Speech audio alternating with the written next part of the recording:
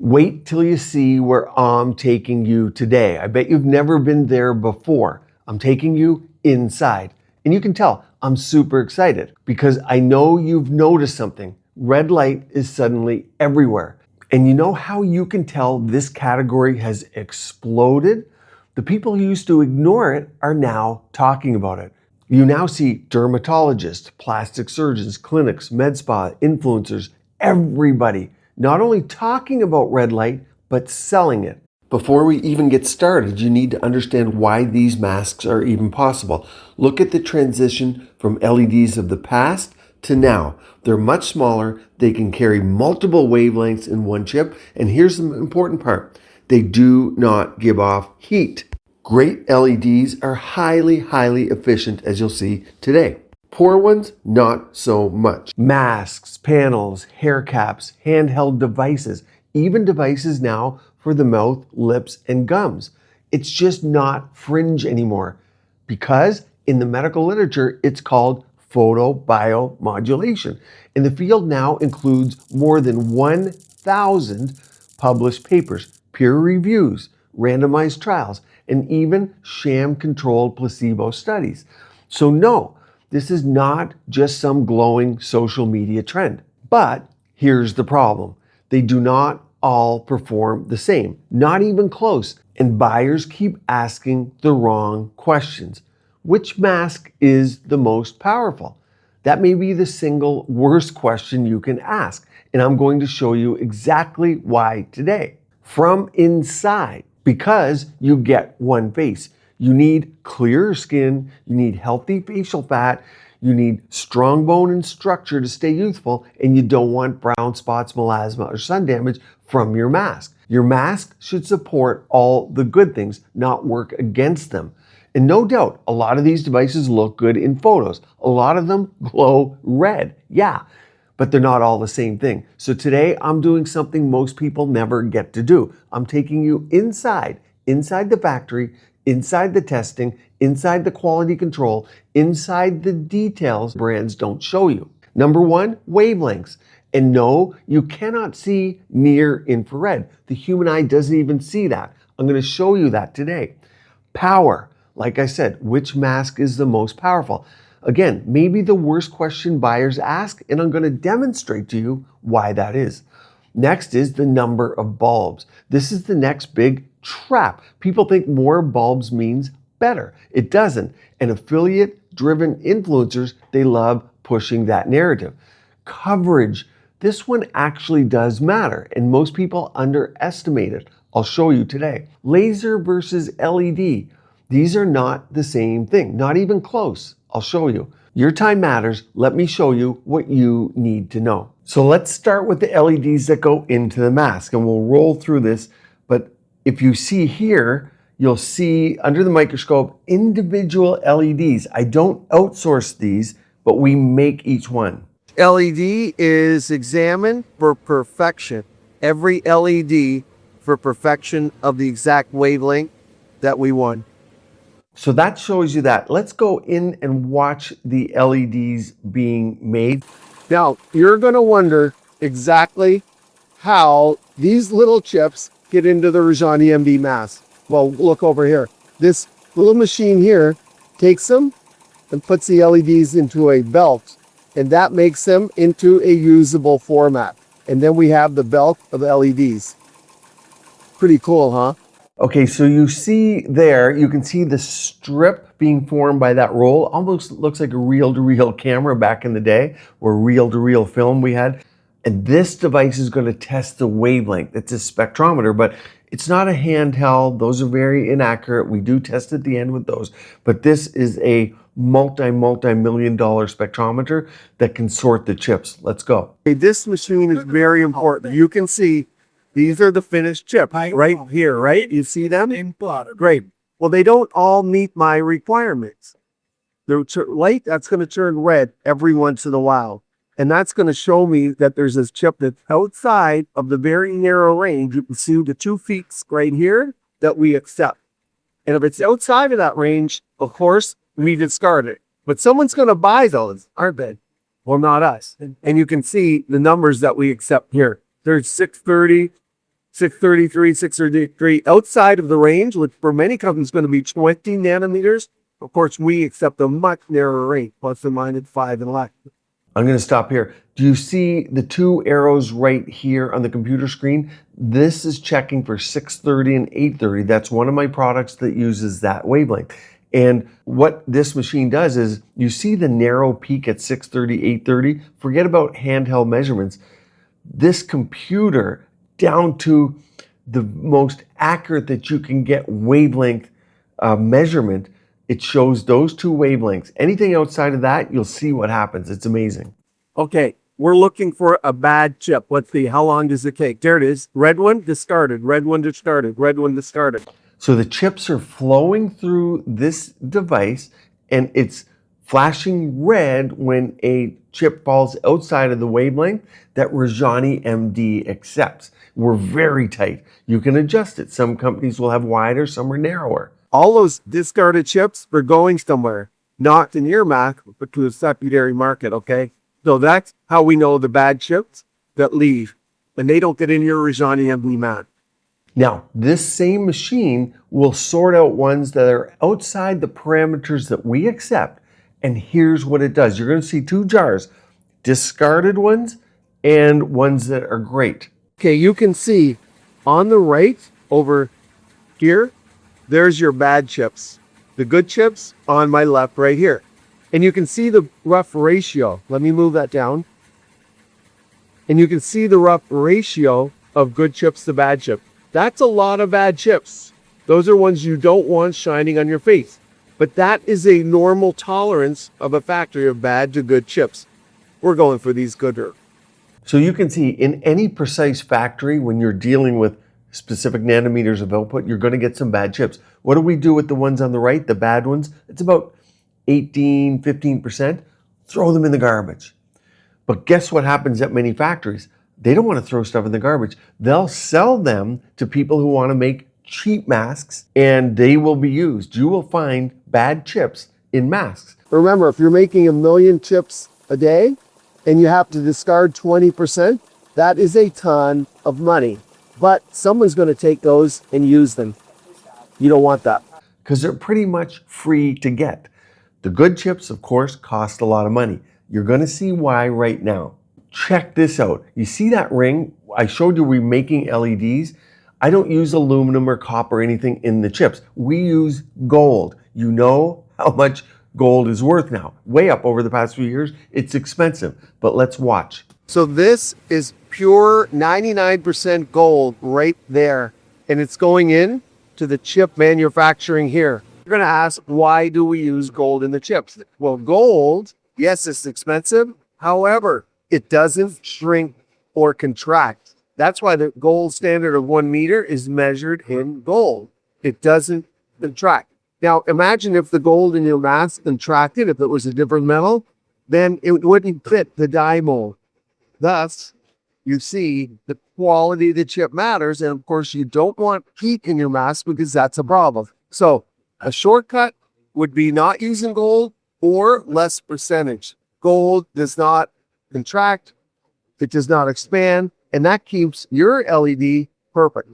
While you're watching this, imagine you have the template there, you have the gold, you see what's going in to produce the LED. Imagine a factory that reduces the cost of any one of these mechanisms, from the chip itself to the gold.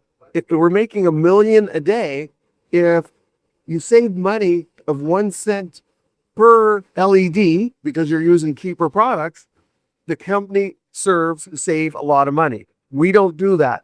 We spend top dollar to make sure we have the best LEDs, but that's how you get results. But that's why you pay a little bit more. And I'm willing to do that for all of my LED products, including my skincare. So the gold doesn't expand and contract. It ensures you're getting the exact wavelength from day 1 to year 5 or 6. Now, many people upgrade their masks every year to 4, something like that. But no matter what your choice is, you want it to give out the same wavelength over its life. That's hard to do. As we go on here, you'll see what we do. Here, we check the amount of pull that it takes to remove the gold that I showed you. Now, here's the graph. Acceptable, in the LED industry would be 28 grams of pull. I don't accept that. We go to 38 grams of pull on that wire before it breaks. Why? Why do we do that? You get one face, okay? And we want to make sure the gold conductivity remains and the longevity of your mask. So ours are pulled to 38 grams before the breaking point right here. And that's the curve. So that graph shows you the amount of pull before the gold wire comes out of the chip. And you pull, and it finally comes out. And that's where the slope goes down. I only accept a very high level of pull because imagine some LEDs would go out, some will give off different wavelengths, they'll flicker, maybe they'll give off heat. You want none of that. That's why we use gold. Okay, now let's go to the next step further because everything's not single or double. We triple check or more. Okay, now we take each chip and we triple check it, quadruple check it for the exact wavelength that's going to shine on your face. And you can see the chips there, but each chip goes in, you see it flashing, that's a wavelength check. So if this machine did not pick up that we had a mistake in the chip and spit it out, this machine here double checks, triple checks, quadruple checks that you get the exact wavelength on your face, okay? So remember, these are multi-million dollar machines to do this. Okay, this next step is extremely important, and I bet nobody knows about this one. It's coating of the LEDs.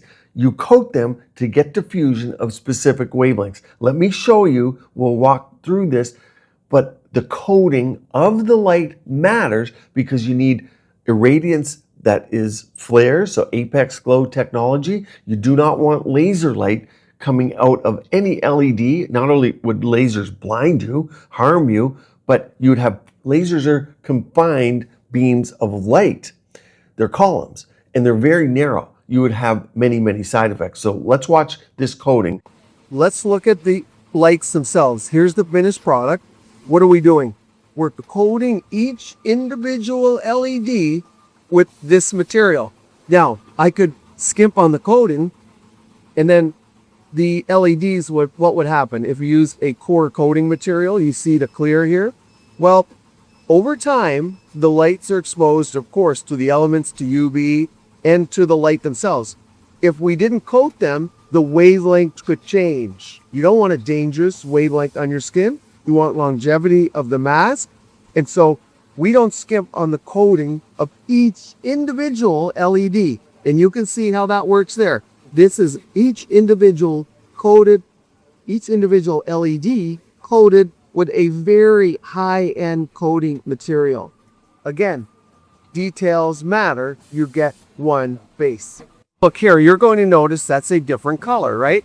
Well, depending on the wavelength of light that we're producing, you're going to coat it differently.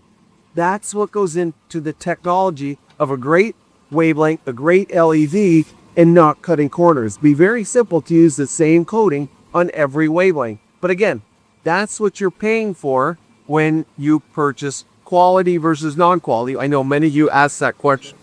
So it's a different coating for each one. This is not inexpensive stuff, and it matters for the irradiance. It's not just about how many bulbs you have, not just we want more power. More power doesn't mean results. It's the quality of the light. And you see, I don't blanket the coating over the whole tray of bulbs. We do each individually. Because we have computers, we have these machines. Okay, now, once we make the mask, imagine if any bit of condensation got in there, water, or if heat affected the mask and changed the wavelength. Watch this video. Okay, you're going to say, hey, what if there's water in your chip, right? Not a good thing. What does water do? It oxidizes things. The last thing you want in your chip. It's also going to play with your wavelengths. So a lot of people would stop at that step, but guess what? You got to bake things. Now, if you're getting facial filler, what temperature does that melt at? It's about 120 degrees Celsius. Filler doesn't melt at low temperatures. That's your reference point. For a LED chip, how do we get the water out? 90 degrees Celsius for 1 hour, 150 degrees Celsius for 3 hours. That evaporates any water, and that means quality. You get one face, you want what's shining on it to be photobiomodulation, exact wavelengths to trigger cytochrome C oxidase in your mitochondria to give you that fibroblast and elastin to build your collagen, tighten your skin, and make you look vibrant and glowing. So before we seal anything of the electronics of the bulb of the mask, we bake any bit of heat out. Again, another step, costs a lot of money, takes time, but it's important. Now, I talk about placement on the mask, and watch here, you can see it's all done computerized because we want each bulb, each radiance area for your face to be precisely placed. Watch how we do it with computers. It's down to the micrometer. Now watch this. Each LED is individually placed where it exactly precisely should be on your mask or on your product. Each individual one. In many cases, all of them are placed at once, but by placing each individual LED exactly where we want it, that ensures precision on the masks. Now, of course, you want exact placement in whatever product you're getting of the LEDs, right? So this is all computer controlled just to make sure the placement lines up with on the finished product exactly where the LEDs are placed. So many people are worried about what's the number of LEDs in a mask. Remember, red light, near infrared, it diffuses, and you have apex glow technology, and it's not the number of bulbs that everyone worries about. It's actually the placement, the wavelength, the diffusion. These aren't lasers. Remember, we don't like or use laser masks. Laser are coherent light. Each bulb diffuses a certain amount. Now, we double check this. I said everything's triple checked. Watch how we double check the placement of the bulbs. And again, yeah, you want 3 or 4 checks? Here it is. This is another device to check perfect placement on the mask. The placement must be 100% precise. If it's off just a little bit, this affects the distribution of light, your effects, and your potential side effects. Uniform illumination is absolutely critical. And here you can see it's double, triple check for perfect placement. So what you see there is the template for my mask. Each mask has its own template and mold, and then individual LEDs are placed 1, 2, 3, 4. Not all at once because those machines are imprecise. Okay, so what you're seeing here, this is a template right here of the mask, and we look to make sure the bulbs are indeed there. Again, this is computerized to be precise. Okay, you guys know I like 3D imaging in clinics, right? There's 3D. But what about your mask? Well, we want 3D technology too. Here's the LED in the mask, right? And it might look good in a 2-dimensional perspective. What this device does is it looks at your mask 3-dimensionally before it leaves the factory. The reason is, what if this LED is tilted? Maybe it looks good 2-dimensionally, but what if it's tilted? That has repercussions for your face. So we want the LED, which is 3 dimensions, to sit perfectly flat. If it's tilted, this device picks it up, and we don't accept that for your face. You can see what I mean here, 3-dimensionally. This is the LED electrode right here, and it's not just 2-dimensional, it's 3-dimensional. It's a square. Now let's watch the sealing process. You can see all this is computerized to make sure the lines are exactly where we want everything. All computer down to the most critical millimeter. So it's all computerized and precise, no human error. On this one, we don't take chances. The very last one, we do the human check. Not only do we do a human check of the placement of the bulbs, but we're going to do a human check of the wavelengths. And it's interesting because you can't see 830 nanometers. So I'm going to demonstrate how with red light 630, the human eye can see it. 830 you can't, so we use computers. Watch this. As you know, with 830 nanometers, you can't see that with the human eye. So it's checked. This screen over here shows her exactly what the 830 is. The 830 is not above 700 nanometers or so. You can't see with the human eye. So we need to also check it manually by way of human checks.